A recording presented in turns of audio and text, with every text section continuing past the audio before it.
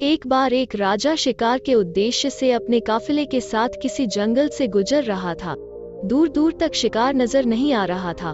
वे धीरे धीरे घनघोर जंगल में प्रवेश करते गए।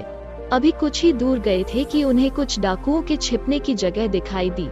जैसे ही वे उसके पास पहुंचे कि पास के पेड़ पर बैठा तोता बोल पड़ा, पकड़ो पकड़ो, एक राजा आ रहा है, इसके पास बहुत सारा सामान है, लूटो लूटो, जल्दी आओ जल्दी आओ।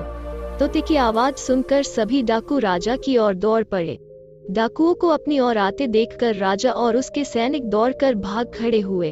भागते भागते कोसों दूर निकल गए। सामने एक बड़ा सा पेड़ दिखाई दिया। कुछ देर सुस्ताने के लिए उस पेड़ के पास चले गए। जैसे ही पेड़ के पास पहुँचे कि उस पेड़ पर बैठा तोता बोल पड़ा, आओ राजन, हमारे साधु महात्मा की कुटिया में आपका स्वागत है।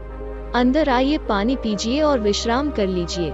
तोते की इस बात को सुनकर राजा हैरत में पड़ गया और सोचने लगा कि एक ही जाति के दो प्राणियों का व्यवहार इतना अलग अलग कैसे हो सकता है। राजा को कुछ समझ नहीं आ रहा था।